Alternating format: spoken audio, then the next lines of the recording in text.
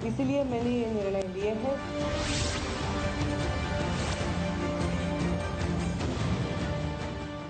सबसे पहले आपको बताते हैं नरेंद्र मोदी के डिजिटल इंडिया के प्लान के बारे में।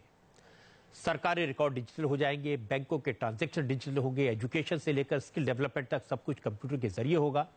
जनता की शिकायतें डिजिटल होंगी, सरकार के जवाब इंटरनेट के जरिए मिलेंगे। आज नरेंद्र मोदी ने ऐसी बहुत सारी बातों का ऐलान किया, उनका प्लान बताया, लेकिन साथ ही एक बड़ी चेतावनी दी कि दुनिया में अगली लड़ाई डिजिटल होगी।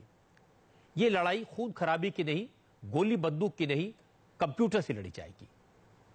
इसके बाद मोदी ने एक और बड़ी बात की। उन्होंने कहा कि बदलते वक्त के साथ क्राइम का तरीका बदला है। पहले शातिर अपराधी क्राइम करते थे, लेकिन अब टेक्नोलॉजी की मदद से हजारों मील बैठा शख्स भी आपकी जेब काट सकता है, आपको लूट सकता है। मोदी ने आज साइबर क्राइम की बात की।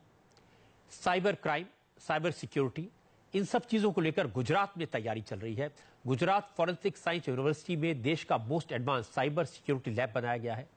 यहां साइबर सिक्योरिटी और साइबर फॉरेंसिक के मास्टर कोर्स करवाए जाते हैं। खास बात यह है कि इस लैब में हर उस साइबर खतरे के बारे में डिटेल में बताया जाता है जिनसे आज दुनिया मुकाबला कर रही है।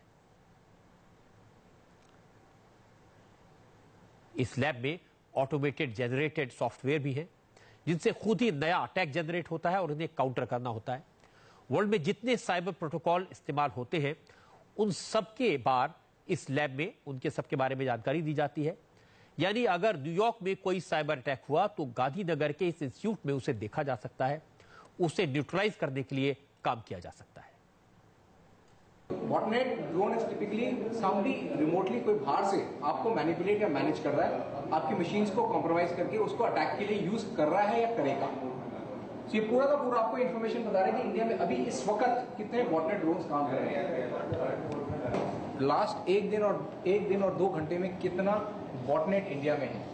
अगर आप बीच में देखेंगे यहाँ ग्रीन वाला पोर्शन भी आ रहा है, जैसे कितने ब्रूट फोर्स अटैक हो रहा है। थोड़ा लाइट वाला भी आ रहा है, कमांड एंड कंट्रोल सेंटर कितने हैं जो अटैक हो रहे हैं। So ये this will tell you exactly कि आज की डेट में कितना कॉम्प्रोमाइज आपके कंट्री के अंदर हो रहा है। पावर नेटवर्क का है, तो आप पावर नेटवर्क के लिए एक स्पेसिफिक ये बना सकते हैं, बैंकिंग के लिए एक और स्पेसिफिक बना सकते हैं, डिफेंस का अपना army shirt, navy shirt, air force shirt है। अब आप मान लीजिए बैंकिंग में है, तो बैंकिंग का एक बैंक सर्ट कहते हैं, तो बैंक सर्ट उसके पास वो इन्फॉर्मेशन है। फॉर एग्जाम्पल मैं आपको दिखाता हूँ एक बैंकिंग का इन्वायरमेंट, ये बैंकिंग के एनवायरनमेंट का दिखा रहा है इस वक्त लास्ट 3 घंटे का इंफॉर्मेशन कि बैंकिंग में सिर्फ एसएसएच और वीएनसी का कितना अटैक है। सो ये सारा इंफॉर्मेशन अगर बैंक्स का भी आ जाए, जैसे पावर का आ जाए, टेलीकॉम का आ जाए, सारों का अगर आप देखेंगे इंडिविजुअली, हर इंडिविजुअल एक सर्ट बन जाएगा जो इंफॉर्मेशन ये सारी जा सकती है, सो दैट जो वो वेंडर है या ऑपरेटर है या टेलीकॉम प्रोवाइडर है या पावर जनरेटर है, उसको आइडिया हो जाएगा कि उसके पास कितना मैलवेयर उसके सिस्टम के अंदर है। साइबर क्राइम का खतरा वाकई में बड़ा है।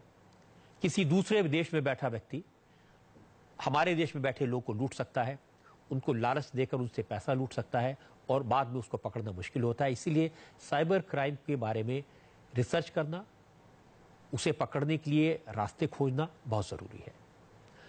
अब आपको बताते हैं कि मोदी का डिजिटल इंडिया प्लान क्या है। इसका मकसद है हर नागरिक को डिजिटल यानी मोबाइल और इंटरनेट से जोड़ना। इससे